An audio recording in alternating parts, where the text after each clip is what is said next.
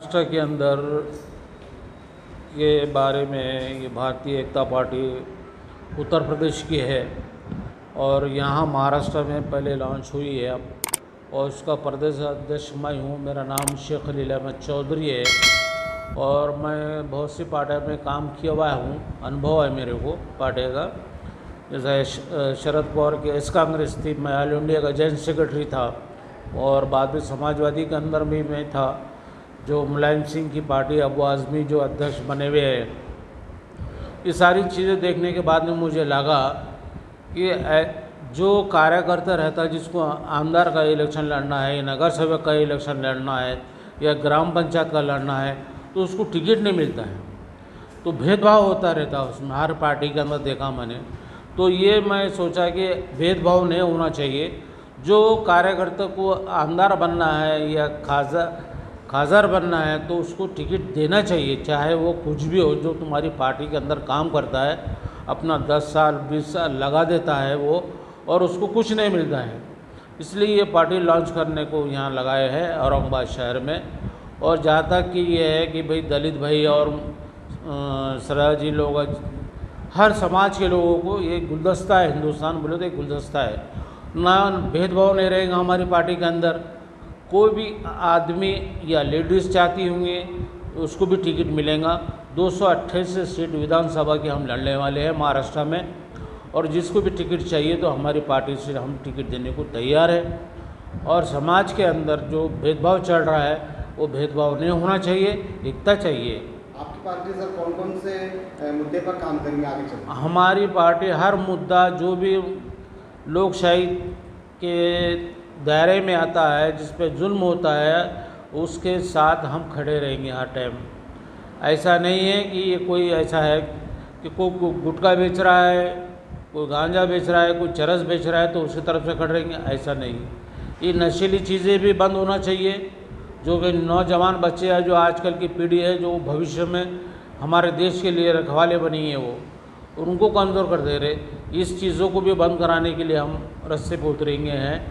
Education के अंदर भी हम उतरेंगे और सभी मसले के ऊपर हम रहेंगे। अभी कुछ टाइम पहले एक महाराज ने नबी के शान पे गुस्ताखी की है, तो आपके पार्टी से उसका कुछ विरोध वगैरह किया गया है? विरोध कर रहे हैं हम, विरोध कर रहे हैं हम। उसको सज़ा मिलना चाहिए। और वो शिंदे साहब ने उसको जो सपोर्ट किए है, मुख्यमंत्री ने, वो कहा कि नहीं जो कुछ है तो मैं उसके तरफ से साथ में हूँ। ये गलत है, ये लोकशाही में ये चलता नहीं है। कोई भी धर्म को कोई भी उंगली उठा के बोलना नहीं चाहिए। ये ऐसा देश है हमारा हिंदुस्तान कि सारे धर्मों को लेकर चलने वाला हिंदुस्तान है। ऐसा किसी की जागीर नहीं, किसी की प्रॉपर्टी नहीं है, ये पूरी जनता की है। ये हिंदू मुस्लिम भाई सब, सिख सब भाई भाई है, और यही भाई भाई करके हिंदुस्तान को आज़ादी मुसलमानों ने दिलाई थी। सबने शहीद हुए इस मुल्क के अंदर। ऐसा नहीं है कि कोई काश का आदमी शहीद नहीं हुआ इस देश के लिए। कोई पार्टी अगर आपको पार्टनर देना चाहे तो आप बिल्कुल उसके लिए तैयार है क्या? आपको अगर कोई पार्टी अगर बुलाती है कि हमको पार्टनर दो, तो क्या आप देने के लिए तैयार हैं सर? पार्टी में देने को तैयार रहेंगे हम। जैसे कि अभी इस वक्त देख रहे हैं महाराष्ट्र का कि शिवसेना है, बीजेपी है, कांग्रेस है, इनको हम पार्टी में नहीं देंगे। क्योंकि ये न का फिर फूट रहे पब्लिक और वहाँ जा रही, इसको तोड़ रही है, उसमें जा रहे, करने का मतलब जनता को बेवकूफ़ बनाए जा रहे हैं। तो इसका ऐसी जनता, ऐसे पार्टियों को हम सपोर्ट नहीं करने वाले हैं। अगर जो पार्टी कभी हमसे युति करती है तो हम उनके साथ, हमारे तालमेल में बैठती है तो हम उसके साथ देंगे। आप कांग्रेस के साथ या एमआई के साथ जा सकते हैं, ऐसी कोई बात हुई है? नहीं, किसी के साथ बात नहीं हुई हमारी। जब कभी बात होंगी कांग्रेस के साथ तो हम नहीं जाएंगे।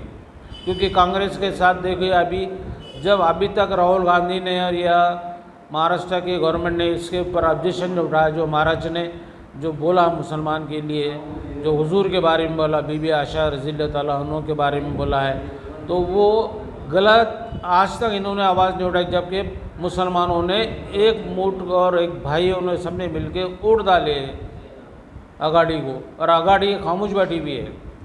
औरंगाबाद में ऐसा आपने कैसा कैंडिडेट चुना कि जिससे आप आपके पार्टी से आप उम्मीदवारी दे सकते हैं, ऐसा कैंडिडेट आपने फिक्स किया है? अभी तो लॉन्च हुई ना हमारी पार्टी। यहाँ जब आप हमारे से कांटेक्ट होगा, बोला जाएगा कि भाई तो फिर हम टिकट देंगे, ऐसा कुछ नहीं है। चाहे कोई भी समाज का हो उसको टिकट मिलेगा। कितने अभी 228 से भी कितने उम्मीदवार चुन के आ सकते हैं आपका ख्याल में? वो तो जनता के ऊपर है, जनता जो चाहेगी उसको चुन के लाएंगी।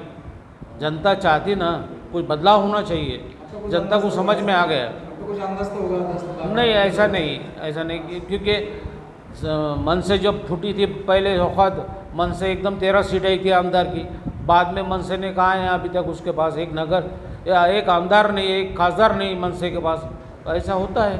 आगे विधानसभा के इलेक्शन है तो औरंगाबाद की जनता को कुछ अपील करना चाहिए सर? नहीं, हम तो टिकट देने के लिए तैयार है ना।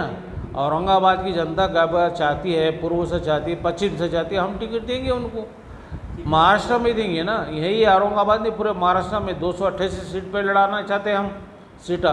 जो भी उम्मीदवार रहेंगे हम उसको वेलकम करेंगे। हम आप कहाँ से लड़ने वाले सर? मैं नहीं लड़ने वाला हूँ, मैं लड़ाने वाला हूँ। जब मैंने देखा जो मेरे को लड़ने का था तो मेरे को टिकट नहीं देते गए, मैं भी बहुत सीनियर हूँ, ऐसा नहीं।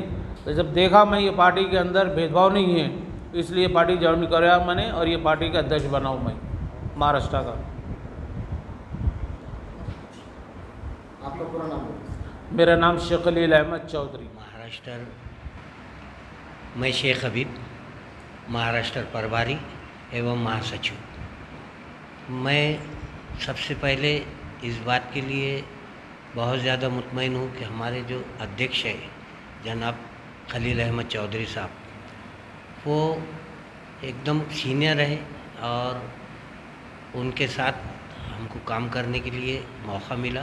मैं उसके लिए अपने आप को तहे दिल से शुक्रिया अदा करता हूँ। और ख़ास बात ये बताता हूँ कि हमारी पार्टी का मुख्य उद्देश्य है national integration and social justice, राष्ट्रीय एकात्मता, सामाजिक न्याय। हम जो है तो उस देश में रहते हैं। मुझे फ़ख्र है इस बात का कि मैं हिंदुस्तानी मुसलमान हूँ। इस बात के लिए मैं बड़ा फ़ख्र महसूस करता हूँ कि देखिए, हम उस देश में रहते हैं जहाँ हमा अक़साम के फूल हैं।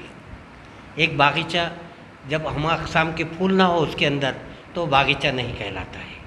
आज देखिए, आप हर 20 किलोमीटर पे जाइए, 25 किलोमीटर पे जाइए, रीत रिवाज बदल जाते हैं, पहनावे बदल जाते हैं, धार्मिक रीत रिवाज बदल जाते हैं, बोलियां बदल जाती है। इसके बावजूद भी अनेकता में हमारे देश में एकता है। अब एकता की मिसाल छोटी छोटी ले लीजिए। जब हम रोज़ जाते हैं, अगर किसी का दुपट्टा नीचे जाता है गाड़ी के नीचे या बुर्का गिरता है तो फौरी तौर पे बोलता है, चाहे वो मतलब मिलत नहीं देखता हो, वो सिर्फ ये बोलता है बहन जी ज़रा इसको ये कर लीजिए। यानी आज ये एकता की मिसाल है। दूसरे अगर कहीं एक्सीडेंट हो जाता है तो वो ये नहीं देखते हिंदू है मुसलमान है, वो ये देखते हैं कि इसे हम किस तरह से बचाया जाए। वहाँ सभी जमा होकर उसकी मदद करते हैं। तो ये एक मिसालें हैं देश की। और सबसे बड़ी बात यह है कि हम उस देश में रहते हैं जिस देश के अंदर गंगा जमुना तहज़ीब है। और ये वो तहज़ीब है जो आज से नहीं, जब से मुल्क बना है तब से ये तहज़ीब बरकरार है। और हम इस बात के लिए खुश है कि हमारी पार्टी का नाम भारतीय एकता पार्टी है। एकता जय शक्ति, हम तो बोलेंगे खरी देशभक्ति, क्योंकि हमारा मुख्य उद्देश्य है रोज़ी रोटी, शिक्षण, घर ज़मीन मकान, हिंदू मुस्लिम दलित सबकी एकता हो और इस देश के अंदर ऐसा भाईचारा हो कि वो भाईचारा जो है तो एक मुतमईन बख्श हो, कोई किसी के लिए बुरा न सोचे। देखिए, कोई भी धर्म किसी भी धर्म के लिए बुरा कहने का, किसी भी धर्म में देखिए, आप गीता देखिए, बाइबल देखिए, कुरान देखिए, कोई भी धर्म किसी धर्म के ऊपर की आलोचना कभी नहीं करता। सर्वधर्म संभव, ये हमारा मुख्य उद्देश्य है। और हम अब सवाल जैसा ये करते हैं कि भाई हमारे प्रश्न क्या रहेंगे। देखिए, हर विधानसभा क्षेत्र का प्रश्न अलग होता है और उसी प्रश्न के तहत निवडणूक लड़ी जाती है। अब अगर हम ये मुख्य उद्देश्य तो हमारी ये है कि हम जो रोज़गार के ज़राए पैदा करेंगे और जो गुत्तेदारी पद्धत है उससे ख़त्म करेंगे और यहाँ जो है तो आज जो अन्याय अत्याचार हो रहा है हमारी बच्चियों पर, हमारी बेटियों पर, इसे किस तरह से रोका जाए, इसके लिए हमारी कोशिश रहेंगी। और दूसरी हमारी कोशिश, सबसे बड़ी बात ये रहेगी कि किसी भी धर्म का संत हो या सूफी हो, उसके ख़िलाफ़ बोलने के वाले के लिए एक ऐसा कोड बनाया जाए कि जिसके अंदर फौरी जो है तो फैसला हो और फौरी उसे सज़ा मिले, ताकि कोई किसी के ख़िलाफ़ ना बोले। देखिए, मैंने परसों एक वीडियो देखा, उसमें आया कि बेटे संभल के जाओ, शहर में बहुत दरिंदा के फिर रहे हैं। तो एक शख्स जाकर अपनी काम छोड़ के गैस सिलेंडर लेके जाके बताते हो, वो छोड़ के अपनी बच्ची को स्कूल छोड़ के आता है। तो आज माहौल ऐसा है कि आज आप देखिए पूरे महाराष्ट्र के अंदर, पूरे ज़िले में और बल्कि पूरे इंडिया लेवल पर ये छोटी छोटी बच्चियाँ, क्योंकि मैं आपसे यही कहूँगा, बेटी एक ऐसी होती है कि वो मरे तक माँ बाप के लिए बेटी ही होती है। अब हम भी बेटे हैं, लेकिन मैं ये कहूँगा कि कुछ % बेटे ऐसे होते हैं जो माँ बाप का साथ देते हैं, और बाकी बेटे वो शादी के बाद बेटे होंगे कि नहीं, लेकिन ज़्यादातर मोहब्बत बच्चियों से ही होती है। और वो बच्चियाँ अपने बाप के लिए बहुत ये करते हैं। तो हमें उन बच्चियों के लिए सब मिलके ये सोचना चाहिए कि ऐसे दरिंदों को सज़ाए मौत ही मिलने चाहिए, जो बच्चों का गलत, मतलब छोटे छोटे बच्चियाँ जो बोल नहीं सकती,